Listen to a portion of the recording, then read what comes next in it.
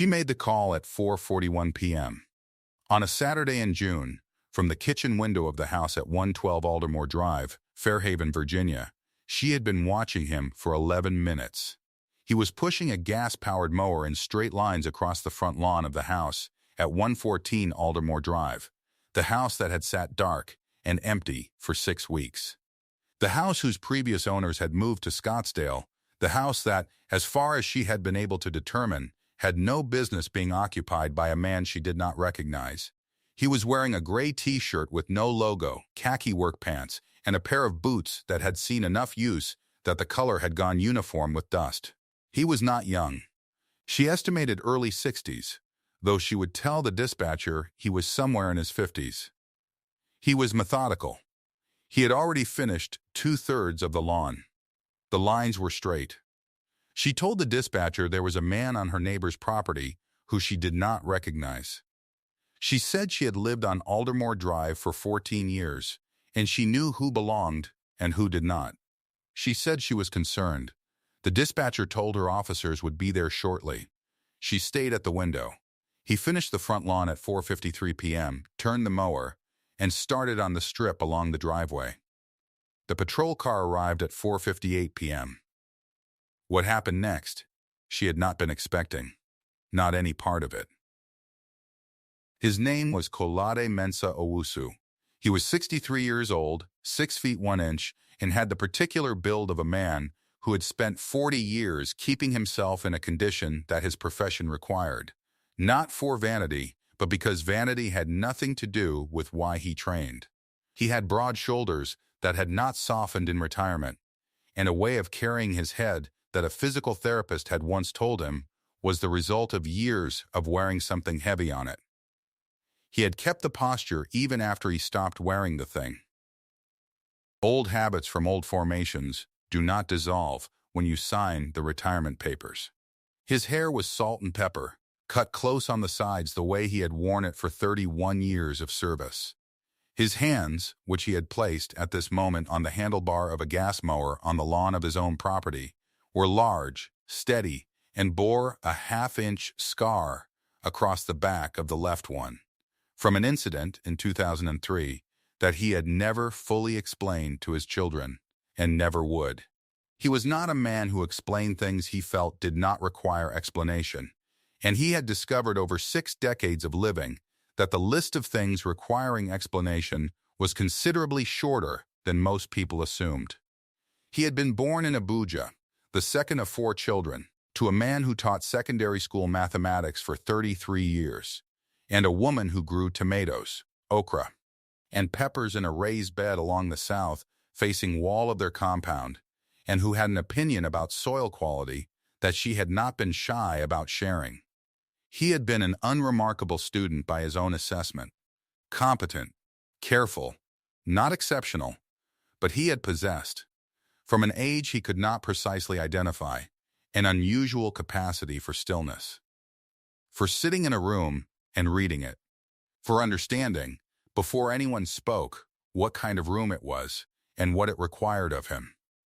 He had joined the United States Army at 22, 6 months after completing a degree in civil engineering at a university in Lagos, and immigrating to Virginia on a student visa that converted to a work visa that converted to a green card, the process of which had taken 4 years, 3 lawyers, and 1 document error that had cost him 7 months, and which he did not discuss unless asked.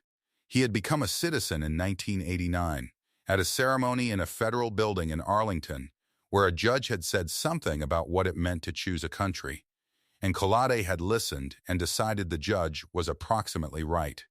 He had been a soldier for 31 years. He had been stationed in 7 countries.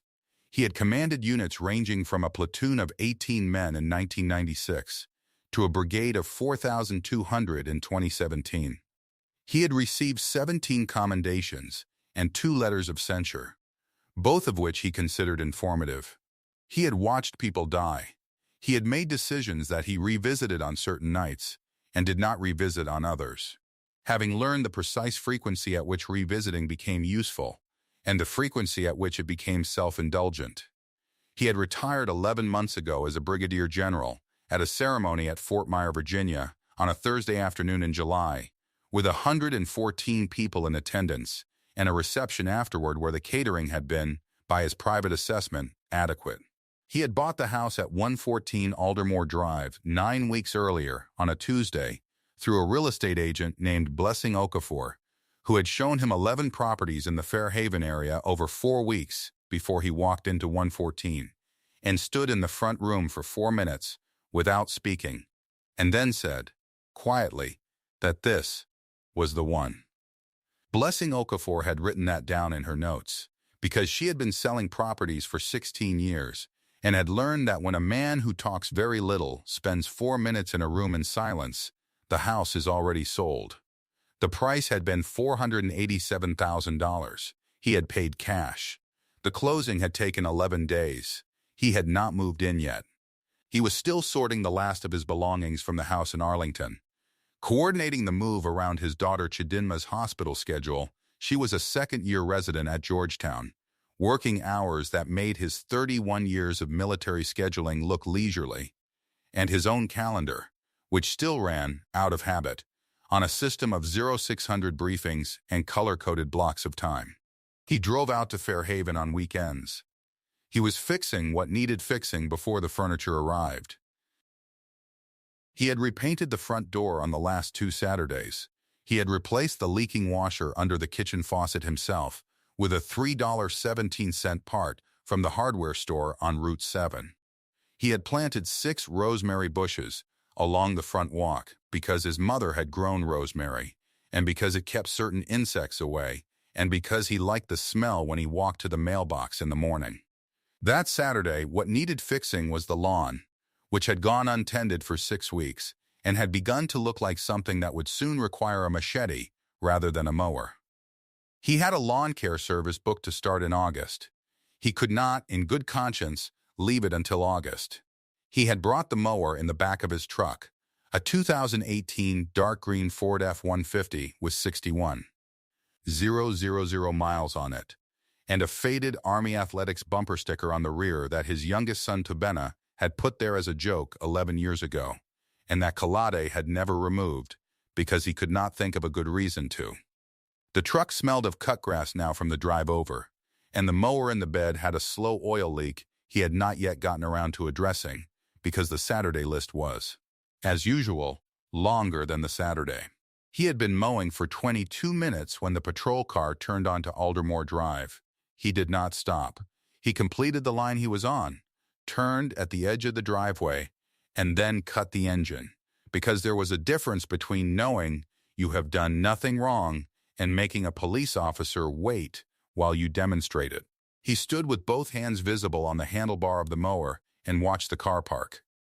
The June sun was at the western angle now, coming in low and amber across the lawn, and the cut grass smelled of iron and something green and clean that had no more specific name than that. He was sweating through the back of the gray t-shirt. He did not wipe his face. He watched the car. Officer Dexter Nwosu was 29 years old and had been with the Fairhaven PD for 3 years. He got out of the passenger side. His partner, Officer Abeni Achebe, 31 years old and 6 years on the force, got out of the driver's side. They were both in uniform, both unhurried, both with the particular calm of officers who had responded to dozens of neighbor complaints and had learned, over time, to read a scene before they spoke to it. Dexter Nwosu read the scene. He saw the mower. He saw the straight lines in the grass, a pattern that started at the far left edge and worked systematically to the right. The lawn of someone who had done this many times in a specific way and had not deviated once. He saw the truck in the driveway. He saw the man standing with both hands on the handlebar, watching them without any change in expression. He saw the bumper sticker. He felt something shift in his chest that he would not be able to fully describe later, except to say that it was the feeling of a situation reorganizing itself before you had said a word. Abeni Achebe was already looking at the mailbox. It was new, the kind you buy when you just move in, black metal with no name on it yet, still with the plastic protective film on the flag. She noted the front door, 2 fresh coats of paint, the kind of paint job a person does themselves on a weekend, because they want the thing done right. She noted the garden beds along the front of the house, which had been freshly edged, the soil turned over, the weeds pulled. She noted the leaf blower sitting on the front step, still in its packaging. She had her own questions forming. None of them were the questions the dispatcher's notes suggested. They walked across the lawn. Kolade Mensa Owusu did not move. He watched them come the way a man watches something he has watched 100 times and is no longer afraid of. Not because it cannot still be dangerous, but because fear stopped being useful to him sometime around 1994, and he had not carried it since. Dexter Nwosu stopped 6 feet away. He looked at the man. He said, "Good afternoon, sir. We received a call from a neighbor. Are you the owner of this property?" Kolade Mensa Owusu said yes. He said it the way he said everything. One word, full stop, no elaboration offered. Dexter Nwosu said, "Can I ask your name?" He said it, Kolade Mensa Owusu. He said it without spelling it or slowing it down or offering a shorter version, because he was 63 years old and had given his name to rooms far less accommodating than a front lawn in June. Abini Achebe had already started writing. She said, "Do you have any documentation, a deed, a closing letter, anything that would help us confirm ownership?" Her voice was neutral and professional, and had the quality of someone asking a question they already suspected the answer to. Kolade Mensa Owusu said he had the closing letter in the truck. He walked to the F-150. He did not hurry. He reached behind the driver's seat, unzipped a brown leather document folio that smelled of machine oil and something like cedar, the same folio he had carried since 2001, which had been inside a laptop bag, which had been inside a kit bag, which had been on every deployment, to places he would not name on a Saturday afternoon in Fairhaven, Virginia. He pulled out a single document. He walked back. He handed it to Dexter Nwosu. Dexter Nwosu read the first paragraph of the closing letter, which confirmed the transfer of ownership of 114 Aldermore Drive, Fairhaven, Virginia, to Mr. Kolade Obinna Mensa Owusu, effective 14 March of that year, for the sum of $487,000. He read the second paragraph. He read the third. He looked up. If you can feel where this is going, subscribe right now, because what happens in the next 2 minutes changes the entire story, and I need you here for it. The third paragraph of the closing letter was brief. It thanked Mr. Mensa Owusu for his service and referenced, by formal title, the rank from which he had retired 11 months earlier after 31 years of active duty with the United States Army. The title was Brigadier General. Dexter Nwosu read the paragraph twice. His hand, which had been holding the letter steady, went still. He looked at the man standing in front of him, the gray t-shirt, the dusty boots, the straight-cut lawn, the document folio from 2001, the scar on the back of the left hand, and something he had been assembling without realizing it snapped into a shape he recognized. He had a grandfather who talked about posture like a religion. He had spent 3 years watching officers move through precinct hallways and courtrooms and crime scenes, and he had learned, without being taught, that the way a person stands is a vocabulary. The man in front of him had been speaking that vocabulary since they pulled onto Aldermore Drive. Dexter Nwosu straightened. Not theater, not performance. Muscle memory and something that felt, at 29 years old, like a debt he was glad to have the chance to acknowledge. He brought his right hand up. Clean, deliberate, evening. General. Abini Achebe, 2 steps to his left, did the same. Her hand went up without hesitation, with the kind of automatic precision that comes from 6 years on a force that takes its ceremonies seriously. Kolade Mensa Owusu looked at them both for 1 second. Then 2. He returned the salute. The same clean angle, the same deliberate drop, a motion his body had performed more times than he could count, in more countries than he would say in polite company, in temperatures ranging from -14 to 112 degrees Fahrenheit, and which still, apparently, felt exactly the same in Fairhaven, Virginia, on a Saturday afternoon in June, in a gray t-shirt next to a lawnmower. He said, "Thank you, officers." They asked if there was anything he needed. He said no. They said they were glad the house was getting settled. He said it was getting there. Abeniache handed the closing letter back with both hands. She said, "Welcome to the neighborhood, General. She's going to be a good lawn once she fills in." He looked at the lawn. He agreed that she would. The patrol car left at 5:09 p.m. Kolade Mensa Owusu stood on the driveway for a moment after it turned the corner. He looked at the progress he had made, the front portion complete, the strip along the driveway done, the side panel remaining, maybe 40 minutes of work. He pulled the cord on the mower. The engine turned over on the second try, which was acceptable. He put his hands on the handlebar and continued. At the window of 112 Aldermore Drive, the woman who had made the call at 4:41 p.m. watched the patrol car leave. She watched the man continue mowing. She did not go outside. She had not heard the exchange. She was too far away for that. What she had seen, two officers in full uniform raised their right hands to a man in a gray t-shirt who raised his back. She had seen one officer hand him a document with both hands. She had seen them talk for a moment, quietly, and then both officers had walked back to the car. Not quickly, not slowly, with the ease of people who had found what they came to find. She stood at the window for a long time after the car turned the corner. The man finished the side panel at 5:44 p.m. He loaded the mower into the truck bed and secured it with a strap that he had kept looped on the left side of the bed since he bought the truck, because he mowed lawns with enough regularity that he had learned to keep the strap ready. He went inside through the front door. Through the window, she could see a light come on in the back of the house, the kitchen, from the angle of it. Then another one, further in, which would have been the hallway or the room he was using to store his things during the renovation. She stepped back from her own window. She set down the mug she had been holding, chamomile tea, gone completely cold, and put it in the sink. She washed it, dried it, and put it back in the cabinet. Then she sat down at the kitchen table. She had lived at 112 Aldermore Drive for 14 years. She had repainted the shutters herself. Twice, she had replaced the gutters, had the driveway sealed, watched 3 different families live in the house at 116, and the Hendersons at 110 have 2 children and then separate and then sell in 2021 at a price that she had looked up because she was curious. She had called the non-emergency line before.